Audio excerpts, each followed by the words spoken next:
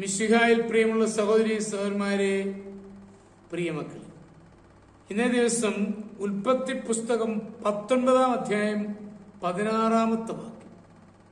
The book of Genesis, chapter 19, verse 16. എന്നാൽ അവൻ മടിച്ചു നിന്നു.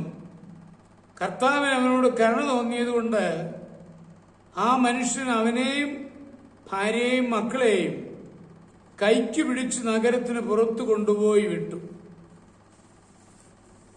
സോദോം പ്രദേശത്ത് ലോത്തും കുടുംബവും സുഖസമൃദ്ധിയിൽ ജീവിക്കുകയായിരുന്നു. ദൈവദൂതന്മാർ അവരെ ബലമായി പിടിച്ചിറക്കി ഒന്നുമില്ലാത്തവരായി സമീപത്തെ പട്ടണത്തിലേക്ക് അയച്ചു. ദൈവശബ്ദം കേട്ട് അനുസരിച്ചിറങ്ങിയ അബ്രാഹാമിനോട് ചേർന്ന് സ്വദേശം വിട്ടിറങ്ങിയ നീതിമാനായ ലോത്തിന് ഇങ്ങനെ സംഭവിക്കുവാൻ ദൈവം അനുവദിച്ചത് എന്താണ്?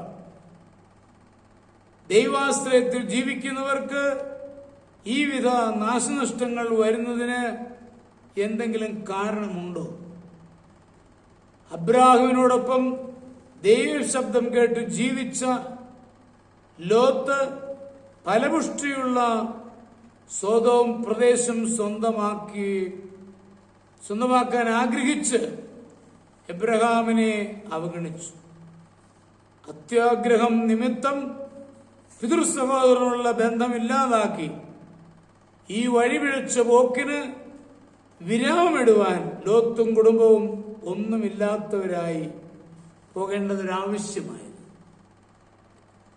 ലോത്തിന്റെ ആശ്രയമായിരുന്ന ധനത്തെ ഇല്ലാതാക്കുന്ന ദൈവത്തിലേക്ക് ആശ്രയിക്കുവാൻ, മടക്കിക്കൊണ്ടുവരുവാൻ സഹായിച്ചു. ഇതുപോലെ തന്നെ നമ്മുടെ ആത്മീയ ജീവിതം തകരാതെ ശക്തിപ്പെടുവാൻ വേണ്ടി നമ്മുടെ ജീവിതത്തിൽ നാശനഷ്ടങ്ങൾ സംഭവിക്കുവാൻ ദൈവം ഇടയാക്കിയേക്കാം. ദൈവത്തെയും മനസാക്ഷിയെയും അവഗണിച്ച് ജീവിക്കുന്ന പലരും ചില വിഷമ അനുഭവങ്ങളിലൂടെ കടന്നു കഴിയുമ്പോൾ അവരുടെ ജീവിതത്തിന് പരിവർത്തനം വരുത്തുന്നത് കാണാറുണ്ട്. പ്രയാസങ്ങളും നാശനഷ്ടങ്ങളും സംഭവിക്കുമ്പോൾ ജീവിതത്തിൽ തിരുത്തുകൾ വരുത്തുവാനുള്ള അവസരമാണ്.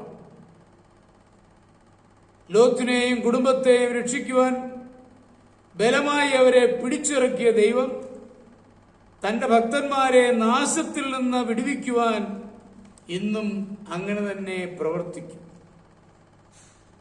ദൈവമക്കൾക്കുണ്ടാകുന്ന നഷ്ടങ്ങൾ അവരെ തകർച്ചയിൽ നിന്ന് രക്ഷിക്കുവാൻ നമ്മുടെ കർത്താവ് മിശിഹായുടെ കൃപയും പിതാവായ ദൈവത്തിന്റെ സ്നേഹവും പരിശുദ്ധാത്മാവിന്റെ സഹവാസവും പരിശുദ്ധമ്മയുടെ മധ്യസ്ഥതയും നിങ്ങളെല്ലാവരോടും കൂടി ധാരാളമായിട്ടുണ്ടായിരിക്കും, എപ്പോഴും എപ്പോഴും എന്നേക്കും. ആമേൻ.